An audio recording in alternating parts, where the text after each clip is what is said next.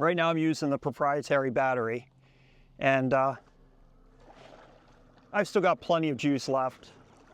I've been running around out here at various speeds for, I don't know, an hour or so, and there's still plenty of juice left, but I'm not limited anymore to just this. I did a video where I used the Epoch 48 volt 100 amp hour battery, and in this video I'm going to be using another battery. It's this Power House 48 volt 32 amp hour battery. This one is much more manageable than the Epoch one. I mean, I can pick this one up quite easily. And when I tether it to the cable, I can run this motor off of that. Now you might say, well, that's only 32 amp hours. The battery that comes with this is 28 amp hours. 32 is more than 28. And once again, as I said, I've been motoring at all different speeds, mostly top speed, for the last hour. With this, I still got plenty of juice left. It's a very calm day. But I'm going to swap over now to run this battery. So we'll just throttle it down, and we'll power the motor off. Pull the little thing.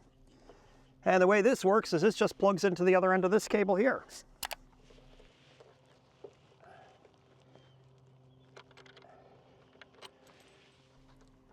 I haven't actually used this Power House battery yet. It's my first time trying it. Charged it up like last week, I think it was.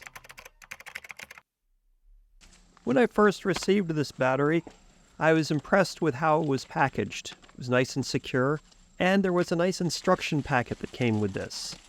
I did read through this instruction packet, and it has a lot of really great detailed information in there about storing the battery, waking the battery up. I was actually quite impressed with how much information was in there. And as I mentioned before, this battery is much smaller and lighter than the 100 amp hour battery, which of course it would be. It came with some bolts and washers to go into the top to be able to connect the cables to it. And as I mentioned before, the comprehensive instructions actually included steps for what you should do first and about charging up the battery before you go to use it. I also got the battery charger that's appropriate for this battery. I got this also from Tiny Boat Nation, and this particular charger is very easy to use, but what's interesting is it actually came with some cables that plug in through a quick disconnect to this battery. So I'm not sure if I could just leave these in place to be able to recharge the battery later on, or I need to swap out the cables every time I do this. I haven't really explored that yet. 11 minutes later. And now I've got the cables connected to there for the quick connect, quick disconnect, whatever. And once that's plugged in, check to see that there's a light saying that it's charging. 3 days later. This just fits in there just like so, and then we just clank this tight. It's a really good fit once you've turned this and got everything locked in place. Set the battery over there. Put my kill switch back on, hit the power button. We're fully juiced. Away we go.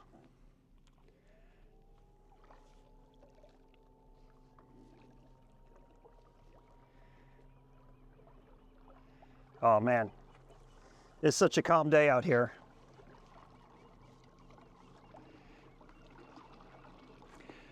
So this Power House battery right here, you can buy this from Tiny Boat Nation. I'll put a link. You get a discount on that because you get a discount if you buy stuff from Tiny Boat Nation through me. All the information's right here. So if you want to buy this, without the battery and with that battery, you can do that. That's a little bit cheaper.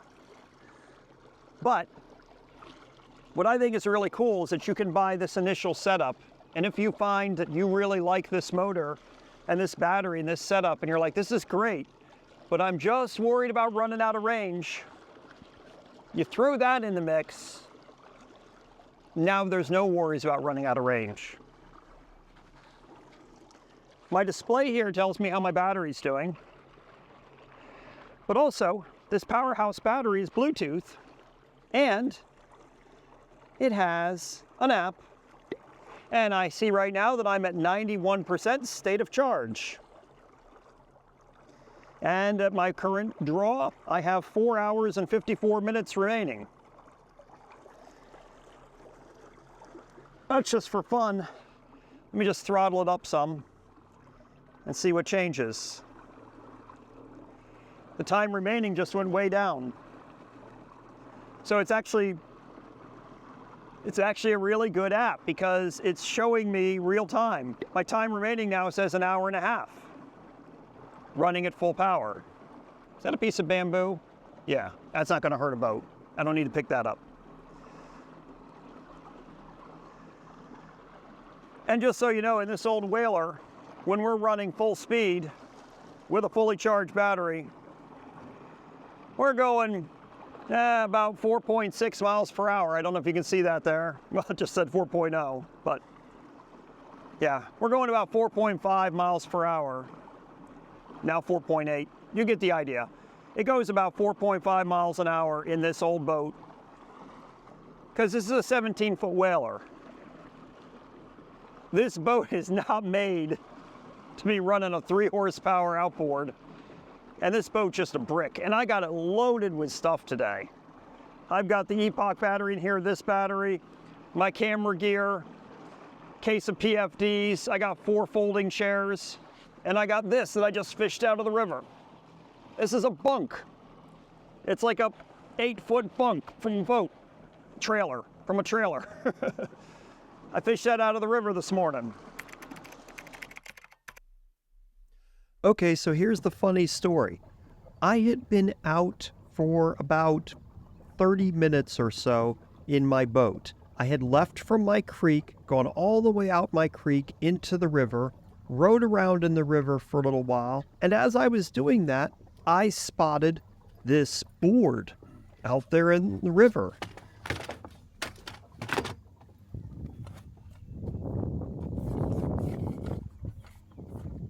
Let me grab that so that way somebody else doesn't run into it with their boat.